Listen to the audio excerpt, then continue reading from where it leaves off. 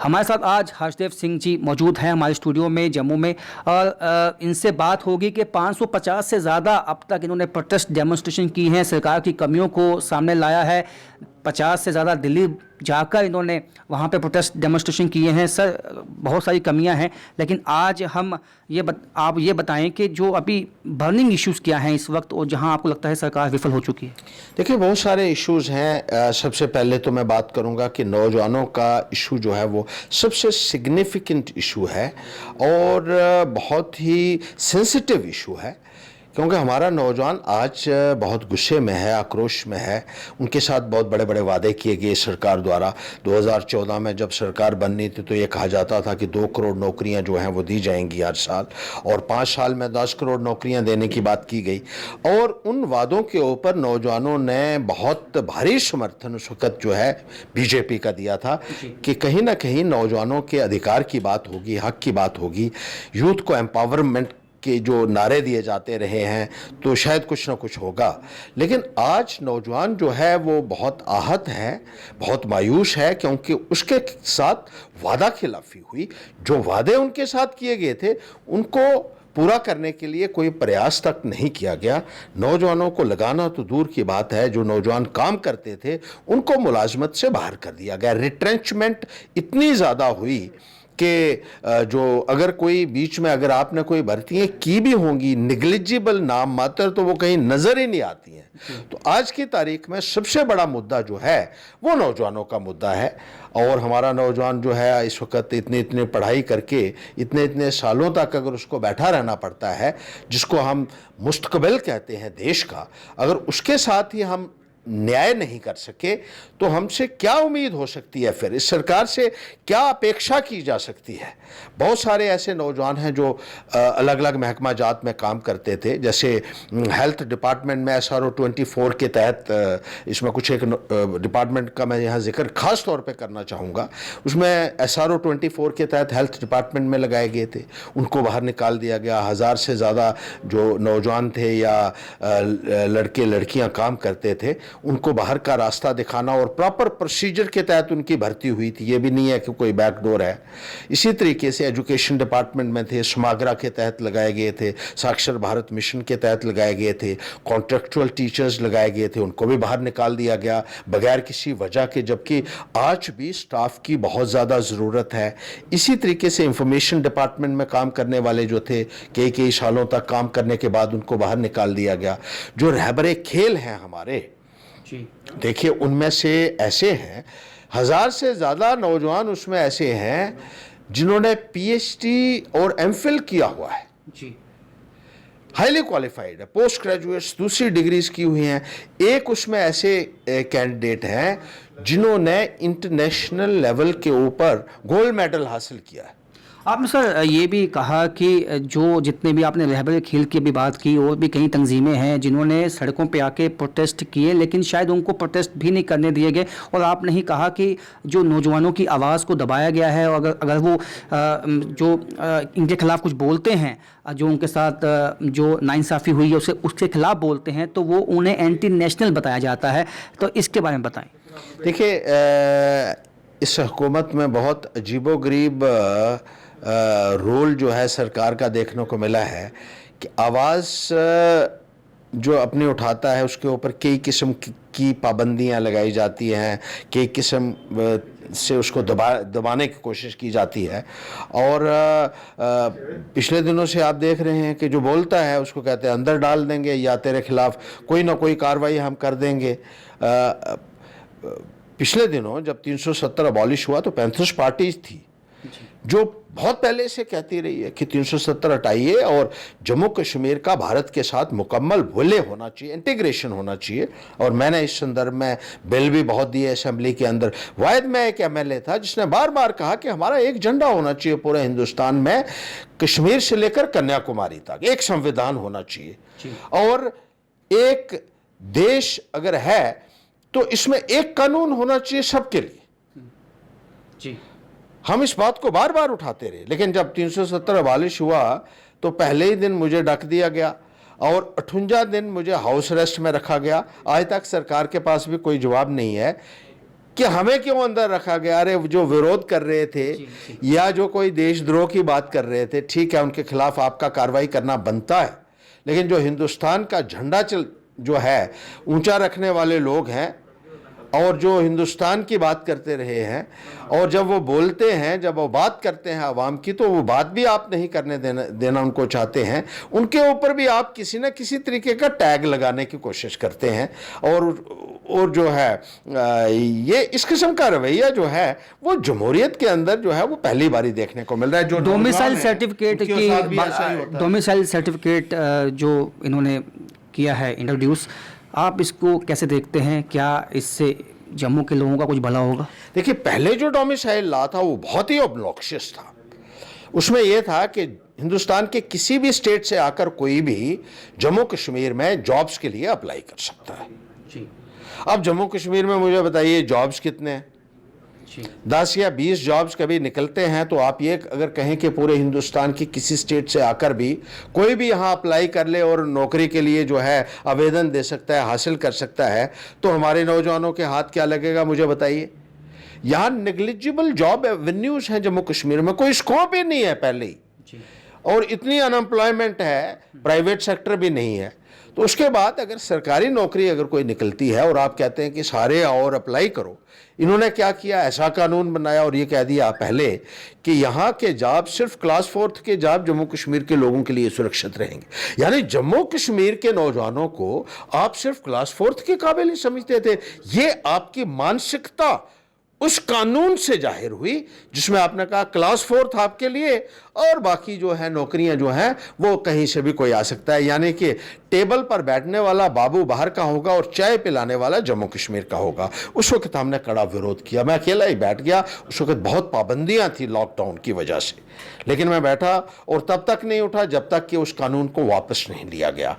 अब भी जो डोमिसाइल लॉ है उसमें कुछ ऐसी खामियां हैं जिसका फायदा बाहर के लोग उठा रहे हैं। आपने देखा इन्होंने कर दिया 15 सालों से जो यहाँ हैं उनको भी डोमिसाइल, जो 7 साल सर्विस कर गया बाहर का उसको भी डोमिसाइल, और उसके बच्चे अगर 10वीं और 12वीं यहाँ पास कर गए, वो सर्टिफिकेट स्कूल का काफ़ी होगा उनके लिए, उनको भी डोमिसाइल। मेरा यहाँ अहम सवाल सर ये है कि 25 MLA बीजेपी को दिए जम्मू के लोगों ने, जो उनके वादे थे उस पर भरोसा भी किया। आपको लगता है कि ये केंद्र सरकार ने इनको काम नहीं करने दिया जो यहाँ की लीडरशिप थी? क्योंकि यहाँ की लीडरशिप इनका कहना है कि हमें मौका ही नहीं मिला, ज़्यादा तो हमें मौका मिला ही नहीं काम करने का। देखिए, किसी ने किसी के हाथ नहीं बांधे हुए थे, किसी ने किसी के मुंह के ऊपर ताला नहीं लगाया हुआ था। यही 25 लोग थे। जब महबूबा मुफ्ती देश विरोधी तकरीरें करती थी तो ये ताली बजाते थे वहाँ। इनके दौरान पाकिस्तान जिंदाबाद के नारे असेंबली के अंदर लगे, जो इतिहास में पहली बारी हुआ, और फिर ये कहते हैं कि हमें मौका नहीं मिला। आपको मौका मिला होता तो आप जम्मू का मुकम्मल तौर पर सौदा कर देते। ये तो रब का शुक्र है आपकी सरकार गिर गई, वरना पता नहीं क्या क्या हो जाता। और 3 साल 3.5 साल बहुत होते हैं। मैंने ये सवाल हर्षदेव जी, मैंने ये सवाल इसलिए भी पूछा क्योंकि जब टोल प्लाज़ा आया यहाँ पे तो तब भी इनका यही कहना है कि ये सब जो है वहाँ केंद्र सरकार से डिसाइड होता है, यहाँ पे टोल प्लाज़ा कहाँ लगना है। तो यहाँ पे क्या, लेकिन जो फीडबैक है वो तो यहीं से जाता होगा, क्या लगता है आप? देखिए, अगर केंद्र ने ही सब कुछ कहना है तो आप क्यों MLA की इलेक्शन यहाँ लड़ते हो और मंत्री आप किस लिए बनते हो? आप सारा ब्लेम जो है वो सेंटर के ऊपर डाल देते हो, सेंटर ऐसा कर रहा है। कभी आपने भी कोशिश की कि इन मुद्दों को उभारें असेंबली के अंदर? मुझे बताइए कितनी बारी बोले आप? 25 लोग थे, कितनी बारी आप बोले असेंबली के अंदर? कितनी बारी आपने जम्मू के कॉज की बात की? अरे महाराजा हरि सिंह की छुट्टी तक आप नहीं करवा पाए। आपसे क्या उम्मीद की जा सकती है? बड़े बड़े दुहाई देते थे आप, बड़े बड़े टोल प्लाजा पे ना गुस्सा लोगों के, जम्मू के लोगों में भी है। तो क्या ये बात लोगों की बीजेपी तक पहुंच नहीं पाती है, या आपको लगता है कि बीजेपी की मंशा ही नहीं है इसको ठीक करना, दुरुस्त करना? क्योंकि आजकल सोशल मीडिया का ज़माना है और एकदम से जो लोगों का रिएक्शन है वो सामने आ जाता है। SRO 202 के ऊपर भी रिएक्शन जम्मू का जब सामने आया तो उसको और उनको वापस लेना पड़ा। तो क्या कमी कहाँ है? कुछ एक बात मैं आपको साफ बताता हूँ कि जम्मू इनके लिए कोई मायने नहीं रखता है। जम्मू से इनको सीटें चाहिए, वोट चाहिए। जम्मू के लोगों के साथ इनको कोई लेना देना नहीं। टोल प्लाजास की बात जो है वो यहाँ के जो नुमाइंदे हैं वो कहते हैं हमने ऊपर चिट्ठी लिख दी है, और ऊपर वाले क्या कहते हैं, उनको तो चिट्ठी कभी पहुंची नहीं है जी उनको तो कभी पहुंची नहीं चिट्ठी। जी और वो कहते हैं ये टोल प्लाजा बंद क्या करना है, हम तो और खोलने जा रहे हैं। जी यानी हमारे जज्बात की कोई कदर ही नहीं है। पहले बंद टोल प्लाजा था, इतना शोर हुआ, इसको हटाइए, क्या कार्रवाई की केंद्र ने, जी क्या एक्शन लिया, उल्टा जितना रेट था उसको भी बढ़ा दिया, उसके बाद सरोवर में डाल दिया। अब कह रहे हैं वहां लखनपुर में लगभग तैयार हो चुका है और किसी वक्त वो ऑपरेशनल हो सकता है। अखनूर में एक और बनाने का जो है वो ऐलान हो चुका है। इसी तरीके से रिंग रोड के ऊपर एक टोल प्लाजा है। जम्मू के मंदिरों के शहर को इन्होंने टोल प्लाजों का शहर बना दिया है। अब टोल प्लाजा भी होंगे और कहते हैं शराब की दुकानें भी और खुलेंगी। 116 शराब की नई दुकानें खोलने का प्रपोजल एक्साइज कमिश्नर ने फाइनेंस डिपार्टमेंट को भेजा हुआ है 16 जून का। जी अब उसके ऊपर क्या फैसला लिया जाता है क्या नहीं, कि आप लोगों का ध्यान भटका दीजिए। कोई ना कोई ऐसी बात की जाती है जिससे कि जो बर्निंग इश्यूज हैं, जो लोगों की समस्याएं हैं, उससे लोगों का ध्यान भटकाने की कोशिश की जाती है, और कुछ नहीं है। लोगों को ये दे नहीं पाए कुछ भी। मुझे बताइए, बीजेपी का कोई एक नेता मुझे बता दे कि पिछले 6 सालों में आपकी देन क्या है जम्मू के लिए। आप जो ये जो आर्टिफिशियल लेक प्रोजेक्ट है जम्मू का, आप बड़े बड़े कहते थे ये जी जनाब इतनी देरी क्यों हो रही है, हम आएंगे तो ये फटाफट। अरे 6 साल से तो काम ही बंद कर दिया आपने। जब से आप आए एक ईंट नहीं वहां लगी। जो मुबारक मंडी का काम है वो ठप पड़ा हुआ है। जो गंडोला प्रोजेक्ट था जो बागे बहू का, महामाया का, उसके ऊपर क्या हुआ, बंद पड़ा हुआ है। रिवर तवी को आप साबरमती पैटर्न के ऊपर डेवलप करने की बात करते थे, क्या हुआ। स्मार्ट सिटी का 6 साल से सुनते सुनते हमारे तो कान भी पक गए। अरे कौन सी स्मार्ट सिटी है यार। पुराने शहर में आप चले जाओ, थोड़ी सी बारिश हो जाए सारा पानी लोगों के घरों के अंदर घुसा होता है। यहां तो ड्रेनेज सिस्टम ही नहीं है। आप स्मार्ट सिटी के बड़े बड़े सपने लोगों को दिखा रहे। एम्स का क्या हुआ, 4 बार उद्घाटन हुआ उसका, कहां है एम्स, आज भी कहीं नहीं है। तो इस किस्म के नारे पे नारे, जुमले पे जुमले आप दे रहे हैं। लोगों को हासिल क्या हुआ। एक चीज आपने जरूर दी है, जो आपने भी जिक्र किया है, टोल प्लाजा, वो मिले हैं जम्मू को 6 सालों में। और मुझे कुछ नहीं लगता कि जम्मू के लोगों को कुछ भी इस सरकार से मिला हो। चाहे वो नौजवान है, चाहे वो अनएम्प्लॉयड है, चाहे वो एम्प्लॉई है, उनको तो बेचारों को जैसे मैंने कहा बाहर निकाल दिया गया। और रहबरे खेल को 3000 रुपए, और एक शख्स जो इंटरनेशनल लेवल के ऊपर गोल्ड मेडल लेता है। अरे कहीं और होता तो आज उसको पता नहीं कहां सिर के ऊपर लोग बिठा के रखते। उसको 3000 रुपए की नौकरी देके कहते हैं देखिए हमने नौकरियां दे दी हैं। और ये आप कर रहे हैं उन लोगों के साथ, हाईली क्वालिफाइड लोगों के साथ। तो कहीं ना कहीं आपको लगता है कि जो यहाँ पे बीजेपी ने वादे किए थे वो मुकम्मल नहीं हुए। इलेक्शन का आपको दिखता है कहीं इलेक्शन हो पाएंगे। और क्योंकि ब्यूरोक्रेसी में लोगों की ये भी शिकायत है कि ब्यूरोक्रेट्स जो हैं वो उन तक लोगों की पहुँच नहीं हो पाती है। अभी जो स्थिति है इसमें आपको लगता है कि यहाँ पे एक स्थायी सरकार होना बहुत लाजमी है। बहुत ज़रूरी है एक सरकार का होना, क्योंकि जो चुने हुए नुमाइंदे हैं उनकी कोई ना कोई अकाउंटेबिलिटी होती है पब्लिक के प्रति। लोग दिन को आ रहे हैं, रात को आ रहे हैं, अपनी समस्या बता रहे हैं। और जो नुमाइंदा है उसको पता है कि मुझे लोगों को जवाब देना है, कल को मुझे इनके बीच में जाना है, मुझे यहीं रहना है, कल को मुझे इनके सामने भी जाना है, मुझे जवाब देना है इनको। जो बाहर का आया हुआ ब्यूरोक्रेट है उसको क्या लेना देना है।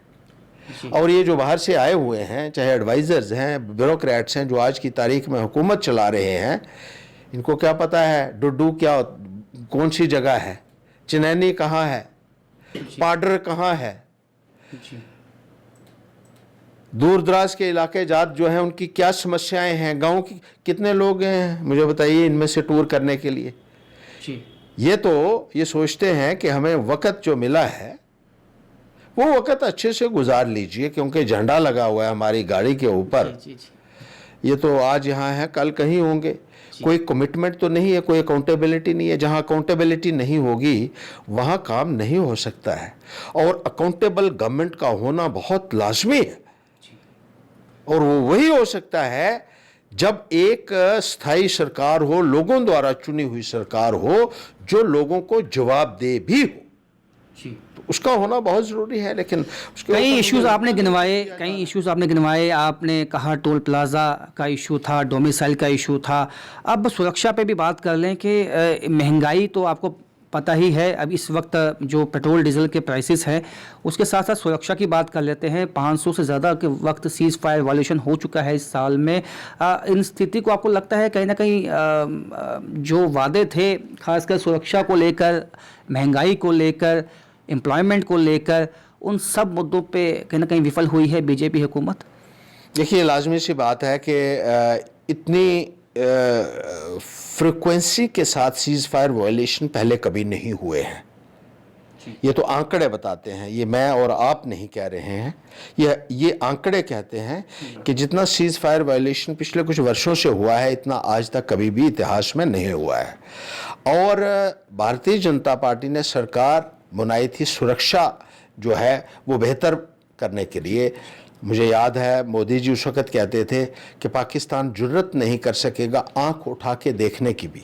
वो ये भी कहते थे कि समस्या बॉर्डर्स के ऊपर नहीं है, समस्या दिल्ली में है। जब दिल्ली में कुर्सी बदलेगी तो सब ठीक होगा। वो ये भी कहते थे इन्फिल्ट्रेशन कैसे होती है। वो डॉक्टर मनमोहन सिंह के ऊपर सवालों की बौछार उस वक़्त करते थे कि ये जो सीमाएं हैं ये केंद्र के दायरे इख्तियारात में है, तो इन्फिल्ट्रेशन होती कैसे है ये मुझे समझ नहीं आता है। तो अब मोदी जी आपको शायद समझ भी आ गया होगा और अब लोगों को भी समझ आ रहा है कि कथनी और करनी में कितना बड़ा अंतर होता है। नहीं, लेकिन बीजेपी का कहना है कि ये बौखलाहट है पाकिस्तान की, क्योंकि एनआईए की कार्रवाई हुई है श्रीनगर में, वहाँ पे दबाव बनाया गया है, ऑपरेशन ऑल आउट है। ये बौखलाहट पाकिस्तान में इस वक्त है कि उनका जो कैडर है, यहाँ पे टॉप कमांडर्स मारे गए हैं। तो आपको लगता है कोई कुछ बदलाव भी तो हुआ है कुछ? देखिए, पाकिस्तान बौखलाया हुआ कब नहीं था। सबसे ज़्यादा बौखलाहट तो 1971 में हुई थी, जब पाकिस्तान के 2 टुकड़े हो गए थे। उससे ज़्यादा बौखलाहट तो नहीं हो सकती है। और पाकिस्तान को बौखलाहट हमेशा रहेगी, क्योंकि वो हिंदुस्तान का मुकाबला कर ही नहीं सकता है। वो कोशिश ज़रूर करता है, लेकिन वो कहीं हम हिंदुस्तान के सामने एग्जिस्ट ही नहीं करता है। इसलिए बौखलाहट उसकी थी, है और रहेगी।